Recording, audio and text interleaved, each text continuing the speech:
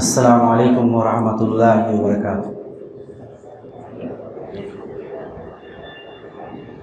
ان الحمد للہ نحمده ونستعینه ونستغفره ونعوذ باللہ من شرور انفسنا ومن سیئات اعمالنا من يهده اللہ فلا مضل له ومن يضلل فلا هادی له واشهد ان لا الہ الا اللہ وحدہ لا شریک له واشهد ان محمدا عبدہ ورسولہ اما بعد فإن خیر الحدیث کتاب اللہ وخیر الہدی ہدی محمد صلی اللہ علیہ وسلم وشر الامور محدثاتها وکل محدثۃ بدعہ وکل بدعۃ ضلالہ وکل ضلالۃ فی النار۔ اعوذ باللہ من الشیطان الرجیم، بسم اللہ الرحمن الرحیم۔ وَلَكِنَّ اللَّهَ حَبَّبَ إِلَيْكُمُ الْإِيمَانَ وَزَيَّنَهُ فِي قُلُوبِكُمْ وَكَرَّهَ إِلَيْكُمُ الْكُفْرَ وَالْفُسُوقَ وَالْعِصْيَانَ أُولَئِكَ هُمُ الرَّاشِدُونَ۔ وقال النبي صلى الله عليه وسلم لا يؤمن أحدكم حتى أكون أحب إليه من ولده ووالده والناس اجمعین۔ تمام قسم کی حمد و ثنا، کبریائی اور بڑائی اس اللہ ذات واحد کے لیے لائق و سزاوار ہے جس نے اس ساری کائنات کو پیدا کیا۔ بعد درود و سلام نازل ہو تمام انبیاء پر، رسولوں پر، خصوصاً آخری رسول، آخری نبی، سرور کائنات، محسن انسانیت، یتیموں کے والی، غلاموں کے مولا محمد رسول اللہ صلی اللہ علیہ وسلم پر۔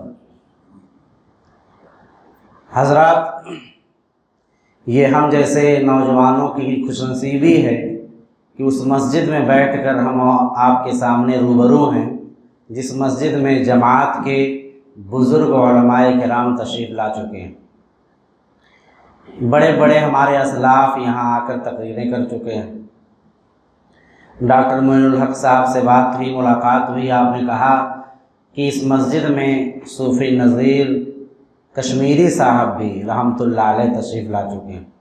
ان کے بارے میں نے اسحاق بھٹی رحمۃ اللہ علیہ کی کتاب پڑھا تھا، اس میں ان کا تذکرہ تھا، بہت خوشی ہوئی۔ اور ابھی ہم سے پہلے جو شخصیت آپ کی روبرو تھی، مولانا شوکت صاحب، جن کے خدمات بہت بڑے ہیں، 38 سالہ اپنی زندگی کا کوئی شخص آپ کو دے دے بلا یہ سوچے کہ میں کہیں اور چلا جاؤں سیلری زیادہ ہو جائے گی، میں کہیں اور چلا جاؤں میرے بچے زیادہ آسانی سے رہ پائیں گے، انہوں نے یہ سب کچھ بھی نہیں سوچا اور اتراولہ کے نام اپنی زندگی وقف کر دی۔ اس کے لیے وہ قابل مبارکباد بھی ہیں، قابل رشک بھی ہیں، اور ہم سب کے ہمدردی کے حقدار بھی ہیں۔ اللہ رب العالمین شیخ کی خدمات کو قبول فرمائے۔ آپ نے اپنے بچوں کو حافظ قرآن بنایا، انہی حفاظ میں سے ایک بیٹے حفظ الرحمان ہم لوگوں کے دوست ہیں، جو سلفیہ بنارس میں جب میں پڑھ رہا تھا تو قرأت وہ کر رہے تھے۔ ممبئی میں اس وقت وہ استاد ہیں اور بہترین قرأت کرتے ہیں۔ جمعیت کا بڑا پروگرام جب ان کے ادارے میں ہوتا ہے تو حفظ الرحمان قاری صاحب ہی تلاوت کرتے ہیں، یہ بڑی خوشی کی بات ہے۔ آپ سب لوگ قابل مبارکباد ہیں اترولہ والے کہ جو ہم 2-3 نوجوانوں کو سننے کے لیے بیٹھے ہیں، ورنہ بڑی خوشی ہو رہی ہے آپ لوگوں کی تعداد دیکھ کر، ورنہ بڑے بڑے خطیب الاسلام کو بلایا جاتا ہے تبھی آپ لوگ حاضر ہوتے ہیں۔ تو یہ خوشی ہوئی کہ الحمدللہ ہمارے لوگ، ضمیر زندہ ہے، دل زندہ ہے، شوق زندہ ہے۔ ہم نے کہا کہ کسی باہر اجلاس کرنے کی کوئی ضرورت نہیں ہے، مسجدیں ہی ہمارا سینٹر ہے اور یہیں سے ہی ہمارے پروگرام ہوں۔ میں نے ممبئی میں ایک پروگرام کروا دیا کانفرنس مسجد میں، جس کے خطیب شافاز صاحب بھی تھے۔ کانفرنس مسجد میں لوگوں کو لگتا تھا کہ کانفرنس کا مطلب باہر لاؤ، اسٹیج لگاؤ، 2-3 لاکھ کا خرچہ کرو۔ ارے خرچ کرنے کے بعد ہمارے لوگوں نے ماشاءاللہ اتنی بڑی عمارت بنا دی ہے، آرام سے بیٹھیے، نماز پڑھیے اور علم اور تعلیم و تعلم کی باتیں ہوں۔ کتنی فضیلتیں اس کے بارے میں ہیں کہ جو لوگ اللہ کے کسی گھر میں جمع ہوتے ہیں اور دین اور تعلیم کی باتیں سیکھتے ہیں، ان کی مبارکبادی کا کیا کہنا، بہت مبارک۔ بعد محفل ہوتی ہے. میں نے خطبہ جمعہ میں ایک جملہ کہا تھا کہ اللہ رب العالمین 4 لوگوں سے اپنی محبت واجب کر لیتا ہے. ان میں ایک قسم میں نے بتلایا تھا ایک دوسرے کے ساتھ بیٹھنا، ایسی مجلسیں جہاں اللہ کا ذکر ہو. تو گویا کہ ہم اور آپ ایک صفت جو ہونی چاہیے اللہ کی محبت کو واجب کرنے کے لیے، وہ صفت ہمارے اندر پائی گئی. اللہ تعالیٰ اس میں قائم رکھے. موضوع جو میرا ہے اس سے پہلے ایک پیاری سی نظم پڑھنا چاہتا ہوں. بہت مشہور نظم ہے، ہر کوئی جانتا ہوگا کہ وہ نبیوں میں رحمت لقب پانے والا، مراد غریبوں کی بر لانے والا، وہ اپنے پرائے کا غم کھانے والا، فقیروں کا منجا، ضعیفوں کا ماوا، یتیموں کا والی، غلاموں کا مولا، خطا کار سے درگزر کرنے والا، بداندیش کے دل میں گھر کرنے والا، نکل کر حرا سے سوئے قوم آیا، وہ ایک نسخے کیمیا ساتھ لایا، وہ بجلی کا کڑکا تھا یا صوت ہادی، عرب کی زمین جس نے ساری ہلا دی، نئی ایک لگن سب کے دل میں لگا دی، ایک آواز میں سوئی بستی جگا دی. وہ بجلی کا کڑکا تھا یا صوت ہادی، اسی شخصیت کو سننے اور سمجھنے کے لیے میں حاضر ہوا ہوں اور سمجھانے کے لیے. محبت رسول اور اس کے تقاضے، یہ میرا موضوع. خطبہ مسنونہ کے بعد میں نے جس آیت کریمہ کی تلاوت کی غالباً سورہ حجرات آیت نمبر 7 ہے. وَلَٰكِنَّ اللَّهَ حَبَّبَ إِلَيْكُمُ الْإِيمَانَ وَزَيَّنَهُ فِي قُلُوبِكُمْ. اے مسلمانوں، یہ مسلمانوں سے رب العالمین خطاب کر رہا ہے. وَلَٰكِنَّ اللَّهَ حَبَّبَ إِلَيْكُمُ الْإِيمَانَ. اے مسلمانوں، اللہ نے تمہارے لیے ایمان کو محبوب کیا ہے، ایمان کو پسند کیا ہے. جو ہم لوگ مسلمان ہیں، مومن ہیں، یہ اللہ کی پسندیدہ چیز ہے کہ ہم اور آپ مسلمان ہیں. وَزَيَّنَهُ فِي قُلُوبِكُمْ. اور اس ایمان کو جو اللہ کو پسند ہے، اے مسلمانوں، اسے تمہارے دلوں میں اس نے مزین کر دیا ہے، سجا دیا ہے، سنوار دیا ہے، بالکل اچھے انداز سے مزین کر دیا ہے تمہارے دلوں میں. وَكَرَّهَ إِلَيْكُمُ الْكُفْرَ وَالْفُسُوقَ وَالْعِصْيَانَ. اور اس اللہ نے ان مومن بندوں کے جن کے دلوں میں یہ سب مزین کیا ہے ایمان کو، ان کے بارے میں اللہ ناپسند کرتا ہے کیا؟ کفر، فسق و فجور اور نافرمانی کے کام. تو جو لوگ بھی فسق و فجور، کفر، نافرمانی، شرک، یہ تمام چیزیں نہیں کرتے، اولئک هم الراشدون، یہی لوگ اچھے لوگ ہیں، یہی لوگ اچھے لوگ ہیں. حبب الیکم الایمان، کیا مطلب؟ اللہ نے تمہارے لیے ایمان کو محبوب بنا دیا ہے. مطلب اے حب اللہ و حب الرسول. ایمان کا مطلب اللہ کی محبت اور اس کے رسول کی محبت. حبب الیکم الایمان اے حب اللہ و حب الرسول، اللہ اس کے رسول دونوں کی محبت. اس سے پتہ یہ چلا کہ نبی سے محبت یہ اللہ کا انعام ہے، یہ اللہ کا کیا ہے؟ انعام ہے. اور نبی سے محبت ایمان کا صرف حصہ نہیں، عین ایمان ہے، عین ایمان. اگر نبی سے محبت نہیں تو ایمان ختم. اگر نبی سے محبت نہیں تو ایمان ختم. وہ کیسے؟ حضرت انس بن مالک رضی اللہ تعالیٰ عنہ روایت کرتے ہیں کہ اللہ کے نبی نے ارشاد فرمایا لا یؤمن احدکم حتی اکون احب الیہ من ولدہ ووالدہ والناس اجمعین. کہ تم میں سے کوئی مومن ہو ہی نہیں سکتا یہاں تک کہ میں اس کے نزدیک سب سے زیادہ محبوب نہ ہو جاؤں اولاد سے، والدین سے اور دنیا کے تمام لوگوں سے. تو نبی سے محبت عین ایمان ہے.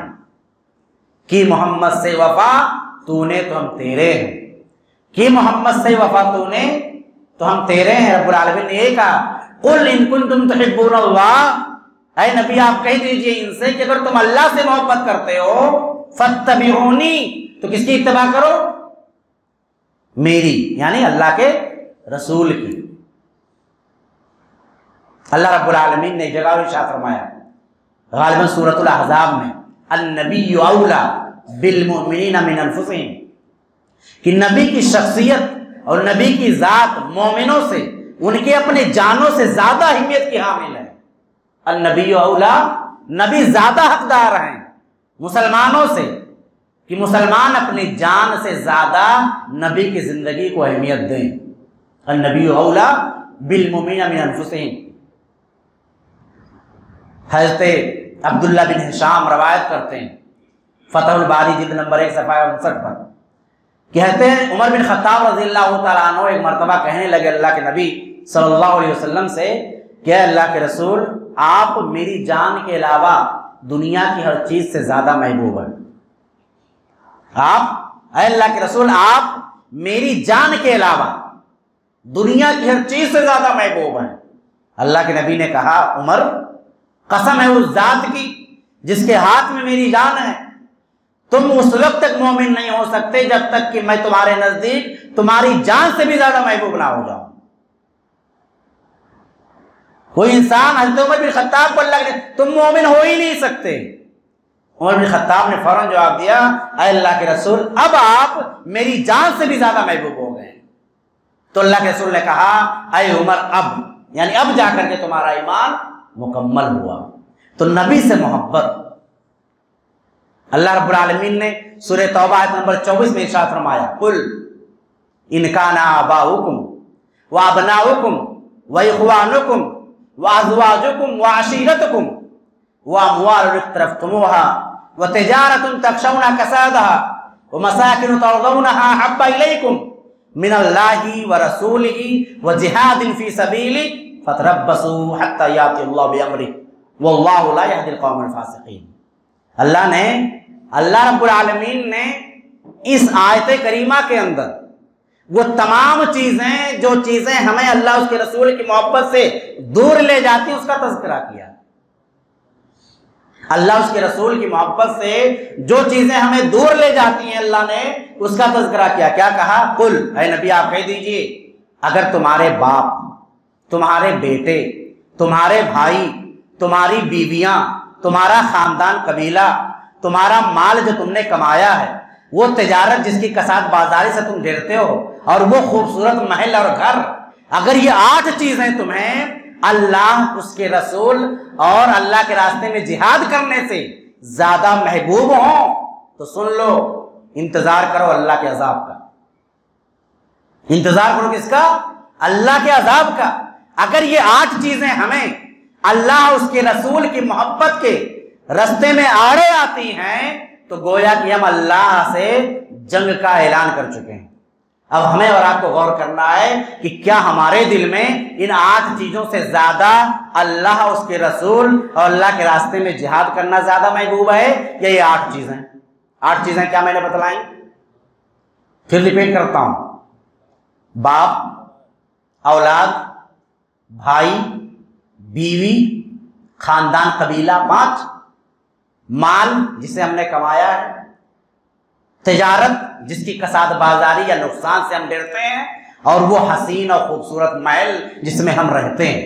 اگر یہ 8 چیزیں اللہ کے ذکر سے اللہ کے نبی سے محبت کرنے سے اور اللہ کے راستے میں وقت پر زبانی مالی جانی کسی بھی اعتبار سے جہاد کرنے کی ضرورت پڑ جائے ان چیزوں کے آڑے آتے ہیں تو اللہ رب العالمین کا عذاب آ کر رہے گا. اور آگے اللہ نے کہا واللہ لا یہدی القوم الفاسقین اور اللہ رب العالمین فاسق و فاجر لوگوں کو ہدایت نہیں دیتا. یعنی پتہ یہ چلا کہ جو بھی انسان اللہ اس کے رسول سے محبت نہیں کرتا وہ فاسق ہے. وہ فاسق ہے اللہ اسے ہدایت نہیں دے سکتا. تو اس سے اندازہ کریں کہ اللہ کے نبی سے محبت ہونا کتنا ضروری ہے.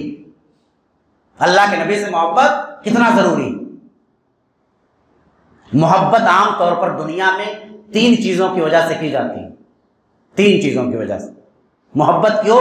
اگر ہم قسموں میں باتیں تو محبت کی 3 قسمیں بنیں گی. نمبر 1 طبعی محبت، نمبر 2 عقلی محبت اور نمبر 3 روحانی یا مذہبی یا دینی محبت. طبعی محبت کیا ہے؟ طبعی محبت یہ ہے کہ انسان کی کوئی رشتہ داری ہو قرابت داری آپ کے خاندان قبیلہ رشتہ دار اس کو طبعی محبت کہتے ہیں. عقلی محبت کیسے کہتے ہیں؟ کہ کوئی انسان بہت خوبصورت ہو اس کے اندر کمالات ہوں بہت قابل ہو ایکسٹرا آرڈینری آدمی ہو اس کے احسانات لوگوں پر ہو تو عقل بھی کہتی ہے بھائی اچھا آدمی ہے. محبت خود بخود انسان کرنے لگتا ہے. ایک انسان ہے کہ اس کی برائی کتنی آپ اس کے سامنے کرتے ہیں لیکن اگر سامنا ہوا اور اچھائی سے پیش آ گیا تو وہی برا انسان اچھا بن جاتا ہے. کیوں؟ اس کے کمال کی وجہ سے. اسے عقل کہتی ہے. اور روحانی یا دینی محبت یہ کس بنیاد پر ہوتی ہے؟ یہ مذہب کی بنیاد پر ہوتی ہے. تو اللہ کے نبی سے یہ تینوں قسم کی محبت ثابت ہے۔ نمبر 1 طبعی محبت، قرابت داری۔ ہم مسلمانوں کی نبی کے ساتھ کیا قرابت داری ہے؟ کبھی ہم نے غور کیا؟ اللہ رب العالمین نے بیان فرمایا وَأَزْوَاجُهُ أُمَّهَاتُكُمْ، اے مسلمانوں سنو، نبی کی ساری بیویاں تمہاری کیا ہیں؟ مائیں ہیں۔ وَأَزْوَاجُهُ أُمَّهَاتُكُمْ، نبی کی ساری بیویاں قیامت تک آنے والے مسلمانوں کی کیا ہیں؟ ماں۔ اسی لیے آپ سنتے ہوں گے کبھی کبھی اماں عائشہ فرماتی ہیں، اماں خدیجہ فرماتی ہیں، سنتے ہیں نا، اماں ام حبیبہ فرماتی ہیں۔ تو یہ طبعی محبت۔ عقلی محبت، کمال حسن، تو نبی کے حسن کے بارے میں سننا ہے۔ نبی کے حسن کی تعریف نبی کے شاعر نے کی، کیا کہا؟ حسان بن ثابت رضی اللہ تعالیٰ عنہ نے اپنے قصیدے میں وَأَحْسَنُ مِنْكَ لَمْ تَرَ قَطُّ عَيْنِي وَأَجْمَلُ مِنْكَ لَمْ تَلِدِ النِّسَاءُ خُلِقْتَ مُبَرَّأً مِنْ كُلِّ عَيْبٍ كَأَنَّكَ قَدْ خُلِقْتَ كَمَا تَشَاءُ وَأَحْسَنُ مِنْكَ لَمْ تَرَ قَطُّ عَيْنِي، اے نبی صلی اللہ علیہ وسلم آپ سے زیادہ خوبصورت میری آنکھوں نے آج تک دیکھا ہی نہیں۔ نبی کے حسن کی تعریف، آپ سے زیادہ خوبصورت میری آنکھوں نے کبھی کسی کو دیکھا ہی نہیں، اور آپ سے زیادہ حسین و جمیل کسی ماں نے آج تک پیدا ہی نہیں کیا۔ آپ پیدا ہر عیب سے ایسے کیے گئے ہیں، ایسے لگتا جیسے آپ جیسا چاہتے تھے ویسے ہی پیدا کیے گئے ہیں۔ یہ نبی کے حسن کی تعریف۔ حضرت عائشہ نے کیا کہا تھا؟ حضرت عائشہ نے کہا کہ یوسف علیہ السلام کو دیکھ کر وہاں کی خواتین نے صرف انگلیاں کاٹی تھی، میرے تاجدار کو دیکھتی تو ہاتھ کاٹ ڈالتی۔ نبی کے حسن کی تعریف۔ حضرت جابر رضی اللہ تعالیٰ عنہ کہتے ہیں کانا مثل الشمس والقمر، نبی کا چہرہ آفتاب و ماہتاب جیسا تھا، سورج و چاند جیسا نبی کا چہرہ تھا۔ اگر عقل اس بات پر تیار کرتی ہے تو عقل کو بولو کہ نبی سے محبت کرے، کیونکہ نبی بہت خوبصورت ہے۔ نبی کے اندر کمالات، اللہ نے کیا کیا کمالات دیے، اللہ اکبر، غور کرتے جائیے۔ نبی خاتم النبیین ہے، سارے نبیوں کے سب سے آخری نبی، نبی سید المرسلین ہیں، سارے انبیاء کے سردار، نبی امام الاولین والآخرین ہیں، آگے پیچھے سارے لوگوں کے امام، نبی رحمت للعالمین ہیں، سارے عالم کے لیے رحمت بنا کر بھیجے گئے۔ اس سے بڑا کمال کیا ہو سکتا ہے؟ اس سے بڑا کمال کیا ہو سکتا ہے؟ یعنی عقل جس بات کو اپیل کرتی ہے وہ تمام چیزیں نبی کے اندر پائی جاتی ہیں۔ اور نبی کے احسانات، نبی کے احسانات، نبی کو موصلی انسانیت کہا جاتا ہے۔ نبی کے احسانات اماں خدیجہ کہتی ہیں، جب غار حرا میں نبی پر حضرت جبریل امین آئے اور نبی صلی اللہ علیہ وسلم ڈر گئے، آئے دوڑتے ہوئے، گھبرائے ہوئے، بے چین و پریشان، کہا مجھے کمبل اڑاؤ، مجھے کمبل اڑاؤ، مجھے میری جان کا خطرہ ہے۔ اماں خدیجہ نے اس موقع پر بہت ہی شاندار بات کہی تھی، اور اسے سونے کے حروفوں سے لکھے جانے لائق بات کہی تھی، اور صرف لکھنے کے لائق نہیں بلکہ مسلمانوں کے ہر فرد کے دل و دماغ میں پیوست ہو جانے والی بات کہی تھی۔ کہا تھا کلا کلا، ہرگز نہیں، آپ کو جان کا خطرہ، ابشر، خوش ہو جائیے، فواللہ لا یخزیک اللہ ابدا، اللہ کی قسم اللہ آپ کو ضائع کر ہی نہیں سکتا، واللہ اللہ کی قسم، انک لتصل الرحم، آپ تو رشتے ناتوں کو جوڑتے ہیں، آپ تو رشتے ناتوں کو جوڑتے ہیں، وتصدق الحدیث، آپ ہمیشہ سچ بولتے ہیں، وتحمل الکل، آپ بے کس و بے سہارا لوگوں کے بوجھ کو اٹھاتے ہیں، وتکسب المعدوم، اور محروم لوگوں کو کما کر کھلاتے ہیں، وتقری الضیف، آپ مہمان نوازی کرتے ہیں، وتعین علی نوائب الحق، اور لوگوں کو ان کے حقوق آپ دلواتے ہیں۔ یہ 6 صفات، اتنے بڑے صفات۔ آج لوگ کہتے ہیں کہ مسلمان سوشل ورک نہیں کرتے، آج لوگ کہتے ہیں مسلمان سماجک نہیں ہوتے، آج لوگ کہتے ہیں کہ مسلمانوں کو لوگوں کی بھوک اور لوگوں کی پریشانی اور لوگوں کی تکلیف کی کوئی ویلو نہیں۔ اللہ اکبر، نبی کے اخلاق کریمانہ اور نبی کی زندگی، انک لعلی خلق عظیم، اے نبی آپ اخلاق کے سب سے اعلیٰ مقام پر فائز ہیں. دنیا کے لوگ تصور نہیں کر سکتے کہ نبی کا اخلاق کہاں سے شروع ہوتا ہے. یہ نبی کے کمالات اور احسانات. تو نبی سے محبت یہ ہر مسلمان کے لیے واجب و ضروری. یہ نبی کی شخصیت ہے. اگر یہ 6 کمال ہم مسلمان ہو کر کے اپنے اندر اتار لے جائیں تو یقین جانیے آپ سے بہتر مسلمان اور آپ سے بہتر اس ہندوستانی مسلمان یا دیش بھکت کوئی ہو ہی نہیں سکتا. یہ 6 کمالات. پھر ریپیٹ کر دیتا ہوں 6 کمالات کیا ہیں. نمبر 1 کیا کہا؟ آپ رشتے ناتوں کو جوڑتے ہیں. ہم لوگ غور کریں اپنے اوپر کہ ہم رشتے ناتوں کو جوڑتے ہیں یا توڑتے ہیں. یہ سب غور کریں اپنے اپنے اندر.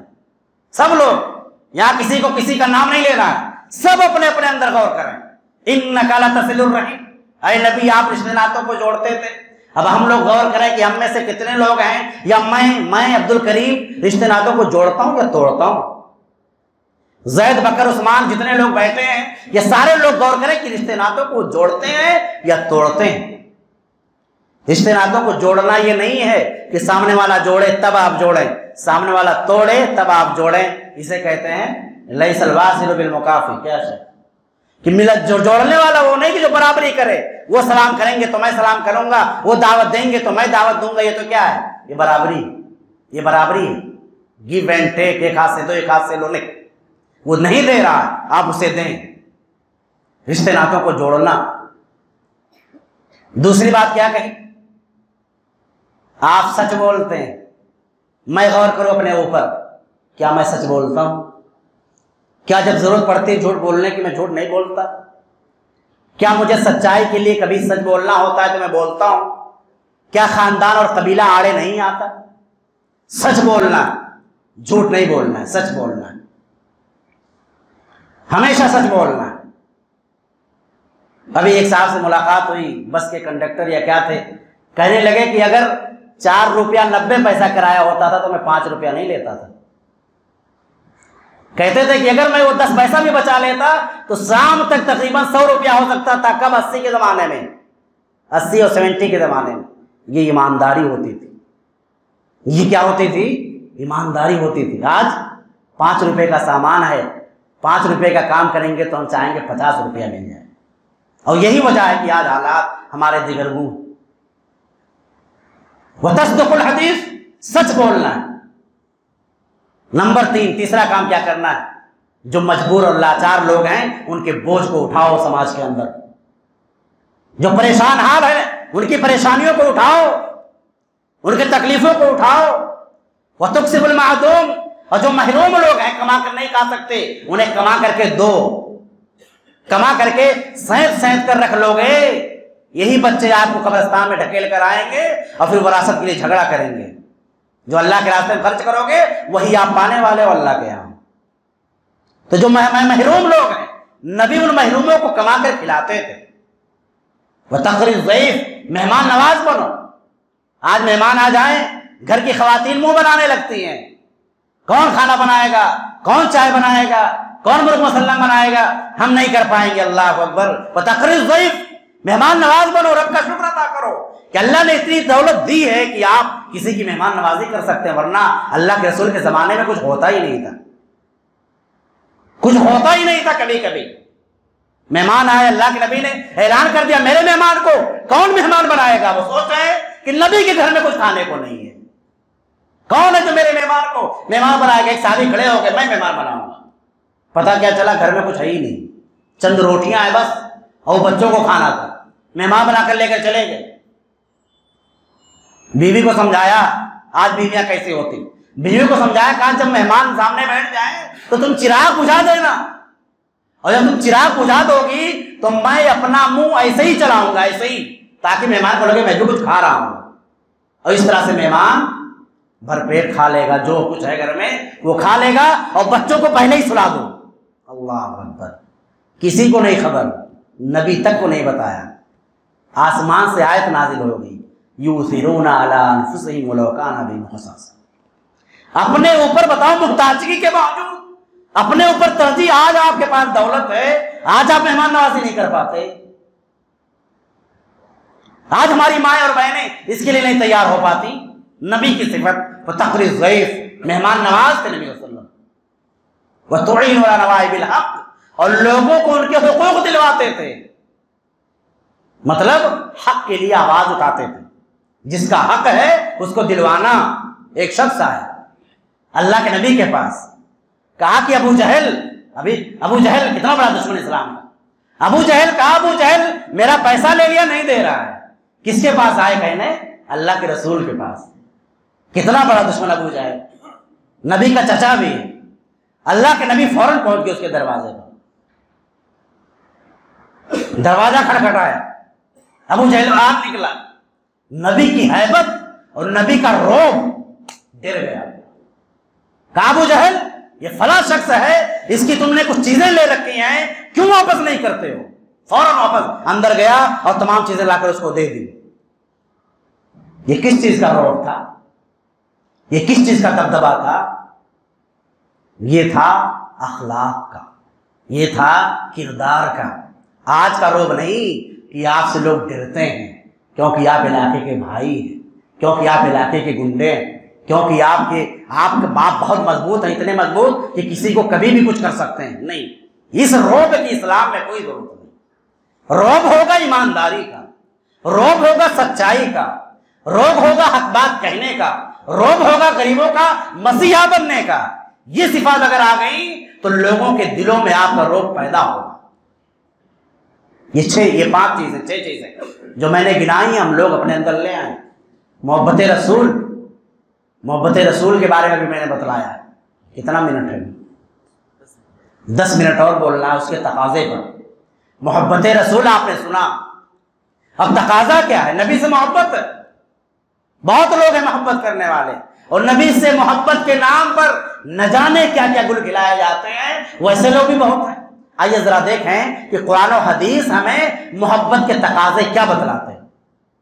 پہلا تقاضا احترام و تعظیم، نبی کا احترام صلی اللہ علیہ وسلم.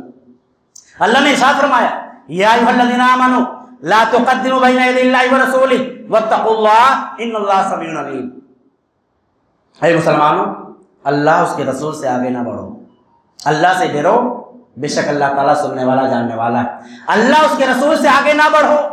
آج اللہ کے نبی ہمارے درمیان نہیں ہیں تو اللہ کے نبی کا کلام، اللہ کے نبی کے اوصاف، اللہ کے نبی کی سیرت، اللہ کے نبی کی احادیث موجود ہے کہ نہیں ہے؟ موجود ہے نا. تو اللہ کے نبی کے اقوال، کردار، ان کی سیرت، ان کی احادیث موجود ہیں. رب نے کہا نبی سے آگے نہ بڑھو. کیا مطلب؟ نبی نے جو کہہ دیا اسے مان جاؤ، نبی نے جس سے روک دیا اس سے رک جاؤ. وما آتاکم الرسول فخذوہ، نبی جو دے اسے لے لو، نبی جس سے روکے اس سے رک جاؤ. پہلی آیت احترام اور تعظیم. نمبر 2 یا ایھا الذین آمنوا لا ترفعوا اصواتکم فوق صوت النبی ولا تجهروا له بالقول كجهر بعضكم لبعض ان تحبط اعمالكم وانتم لا تشعرون. اے نبی، یا ایھا الذین آمنوا، اے مسلمانوں، نبی کی آواز پر اپنی آواز بلند نہ کرو. کیا مطلب؟ نبی کے زمانے میں صحابہ تھے تو کچھ لوگ آ کر چلانے لگتے تھے، تو وہ اس زمانے میں کیوں بات کہے گی؟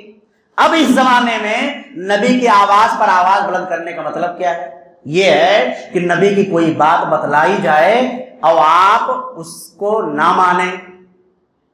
آپ اس کو نہ مانیں. کس میں؟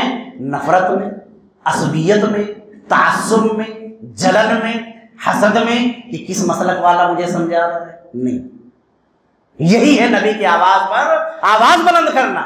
نبی نے کہہ دیا، کہنے والا اگر ابلیس شیطان ہوگا تو ہم وہ بات مانیں گے. کہنے والا اگر ابلیس شیطان ہوگا تو ہم وہ بات مانیں گے اگر وہ نبی کی بات اور نبی کی سیرت اور نبی کے اخلاق و کردار کی بات ہوگی. یہی مراد ہے اس آیت میں. ورنہ اللہ نے آگے کہا کہ تمہارے سارے اعمال برباد ہو جائیں گے اور تمہیں پتہ ہی نہیں چلے گا. ارے پتہ چلا دنیا میں حاجی تھے، نمازی تھے، خوب لوگوں میں بانٹا، اور آخرت میں گئے تو کچھ ہے ہی نہیں. اللہ نے کہا وَأَنْتُمْ لَا تَشْعُرُونَ، سب کچھ برباد ہو جائے گا تمہیں احساس نہیں ہوگا. یعنی نبی کی آواز پر آواز بلند کرنے کا نقصان یہ ہے کہ نبی کی سنت یا حدیث آنے کے بعد اس کے نہ ماننے کا نقصان یہ ہے کہ ہماری ساری نیکیاں برباد ہو جائیں گی. تیسری آیت ان الذین یغضون اصواتهم عند رسول اللہ اولئک الذین امتحن اللہ علیہم اولئک الذین امتحن اللہ قلوبهم للتقوی لهم مغفرۃ واجر عظیم. کہ وہ لوگ جو اپنی آواز کو نبی کی آواز کے پاس یا نبی کے پاس نیچی رکھتے ہیں اپنی آواز, یہ وہ لوگ ہیں جن کے دلوں کو اللہ تعالیٰ نے ایمان کے لیے مقرر کر دی.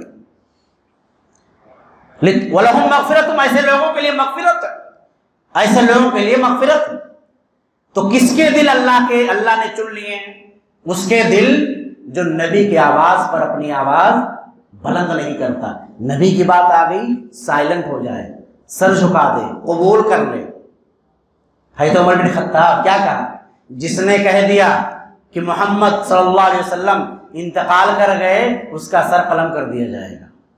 کیا کہا حضرت عمر بن خطاب؟ آپے سے باہر ہو چکے ہیں, نبی کا انتقال. کہا جس نے کہہ دیا نبی کا انتقال ہو گیا اس کا سر میں قلم کر دوں گا. حضرت ابوبکر صدیق بھاپ گئے, ماجرا دیکھ لیا, سمجھانے لگے, نہیں سمجھ رہے تھے, کھڑے ہو گئے ابوبکر صدیق. کیا کہا؟ شاندار تقریر کی. من کان یعبد اللہ, کیا کہا؟ من کان یعبد اللہ فإن اللہ حی لا یموت. یہ لوگوں سنو, جو اللہ کی عبادت کرتا تھا وہ اس بات کو جان لے کہ اللہ تعالیٰ زندہ ہے, اسے موت نہیں آئے گی. ومن کان یعبد محمد, اور جو شخص محمد صلی اللہ علیہ وسلم کی عبادت کرتا تھا وہ کان کھول کر سن لے, محمد وفات پا چکے ہیں, اس دنیا سے جا چکے ہیں. عمر بن خطاب کہتے ہیں کہ یہ سننا تھا, ایسا لگ رہا تھا یہ آیت ابھی نازل ہو رہی تھی. کون سی آیت تھی؟ محمد اللہ رسول قد خلت من قبلہ الرسل افإن مات او قتل انقلبتم علی اعقابکم. محمد صلی اللہ علیہ وسلم صرف رسول تھے. قد خلت من قبلہ الرسل, آپ سے پہلے بہت سے رسول آئے اور چلے گئے. اگر رسول کا انتقال ہو جائے یا انہیں شہید کر دیا جائے تو اے مسلمانوں, کیا تم اپنے ایڑیوں کے بل پلٹ جاؤ گے, یعنی کافر ہو جاؤ گے؟ اس آیت کو سننے کے بعد عمر بن خطاب کہتے ہیں کہ ایسا لگا جیسے یہ آیت ابھی نازل ہو رہی. کیا مطلب؟ یعنی نبی اور رسول اور دین کی بات آئی, سر جھکا دیا. یہی چیز ہونی چاہیے. احترام رسول یہی ہے, تعظیم رسول کی یہی ہے. اور نمبر 2, رسول سے محبت کا دوسرا تقاضا یہ ہے کہ رسول کی اطاعت کی جائے, رسول کی بات مانی جائے, ان کی اطاعت کی جائے. ایک صحابی رسول آئے, کہا اللہ کے رسول میرے نزدیک میں آپ سے جان و مال اور اہل و عیال سے زیادہ محبت کرتا ہوں. اللہ رب العالمین نے اسی موقع پر آیت نازل فرمائی. کیا کہا؟ وَمَن يُطِعِ اللَّهَ وَالرَّسُولَ فَأُولَٰئِكَ مَعَ الَّذِينَ أَنْعَمَ اللَّهُ عَلَيْهِم مِّنَ النَّبِيِّينَ وَالصِّدِّيقِينَ وَالشُّهَدَاءِ وَالصَّالِحِينَ وَحَسُنَ أُولَٰئِكَ رَفِيقًا. صحابی رسول نے کہا اللہ کے نبی آپ جان و مال سے زیادہ محبوب ہیں.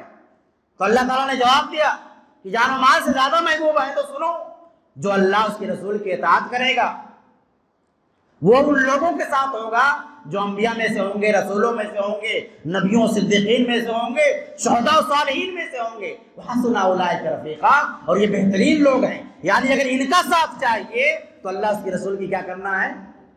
اطاعت کرنی ہے. ومن یطع اللہ والرسول, اللہ کے نبی نے ارشاد فرمایا من احب سنتی فقد احبنی ومن احبنی کان معی فی الجنہ. کیا کہا؟ کہ جو میری سنت سے محبت کرتا ہے گویا کہ وہ مجھ سے محبت کرتا ہے, اور جب مجھ سے محبت کرتا ہے وہ میرے ساتھ کہاں پر ہوگا؟ جنت میں. اللہ اکبر. تو نبی سے محبت کا تقاضا کیا ہے؟ نبی کی سنت کی پیروی کرنا. من احب سنتی, نبی کی سنت سے محبت کرنا. اور نبی کی سنت کی محبت کا, نبی کی سنت سے محبت کا مطلب نبی سے محبت کرنا, اور نبی سے محبت کرنے کا مطلب جنت میں آپ کا ٹھکانہ. سمجھ میں آئی بات؟ تو نبی سے محبت کا تقاضا نبی کی اتباع اور پیروی. حضرت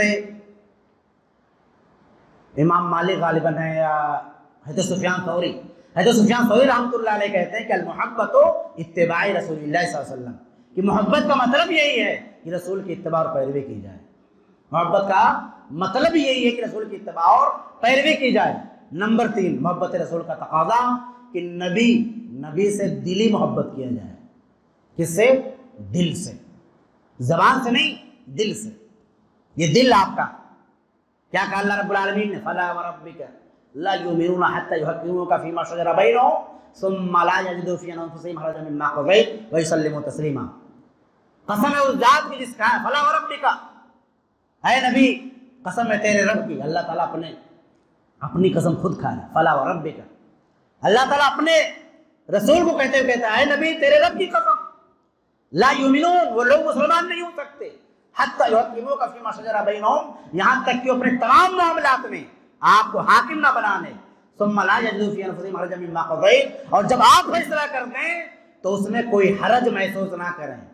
کوئی اختلاف ہو گیا، گھروں میں کوئی اختلاف ہو گیا، اب وہ معاملہ اللہ اس کے رسول کے دربار میں آ گیا، قرآن اور حدیث کے پاس آ گیا، اب قرآن و حدیث جو فیصلہ کر دیں اس سے من و عن قبول کر لینا ہے۔ اسی کو کہتے ہیں نبی سے دلی محبت، دل میں کوئی کچھ بھی نہیں، اللہ اس کے رسول کا فیصلہ۔ دوسری آیت میں اللہ نے بیان فرمایا وَمَا كَانَ لِمُؤْمِنٍ وَلَا مُؤْمِنَةٍ إِذَا قَضَى اللَّهُ وَرَسُولُهُ أَمْرًا، کہ کسی مومن مرد یا کسی مومنہ عورت کے لیے کہ جب اللہ اس کے رسول فیصلہ کر دے تو کوئی اختیار نہیں، کوئی اختیار نہیں۔ یہ چیز ہونی چاہیے کہ رب اور اس کے رسول کا، نبی سے محبت کا تقاضا یہ ہے کہ اللہ اس کے رسول کی بات آ جائے، اب ختم، سارے اختیارات ختم۔ اب یہ نہیں کہ چودراہٹ ہے، روب ہے، دبدبا ہے، مضبوط ہیں، چودھری ہیں، بدھائک ہیں، یہ کچھ بھی نہیں چلے گا۔ صرف چلے گا تو اللہ کے نبی کی محبت، اور اللہ کے نبی سے محبت واقعی ہے تو نبی کے فرامین چلیں گے بس۔ فَإِن تَنَازَعْتُمْ فِي شَيْءٍ فَرُدُّوهُ إِلَى اللَّهِ وَالرَّسُولِ۔ آخری بات، آخری پوائنٹ، محبت رسول کا تقاضا یہ ہے کہ نبی کی اتباع کی جائے۔ اتباع کیا ہے بھائی؟ اتباع کیا ہے؟ حضرت موسیٰ بن عقبہ بیان کرتے ہیں کہ حضرت سالم بن عبداللہ بن عمر، حضرت سالم بن عبداللہ بن عمر رضی اللہ تعالیٰ عنہما، حضرت عمر بن خطاب کے پوتے، حضرت عمر بن خطاب کے پوتے کون؟ سالم۔ کہتے ہیں کہ سالم جب سفر پر نکلتے تو کچھ جگہوں کو تلاش کرتے تھے، اور جب وہ جگہ مل جاتی تو وہاں نماز پڑھتے تھے، اور پھر کہتے تھے کہ میرے ابو یعنی عبداللہ بن عمر یہاں نماز پڑھتے تھے۔ یہ عبداللہ بن عمر کون ہے؟ جن کے بارے میں مشہور ہے کہ نبی سے اس قدر محبت کرتے تھے کہ نبی نے جس انداز سے جہاں جہاں جو کام کیا ہے ویسے اور اسی انداز سے وہ کام کرتے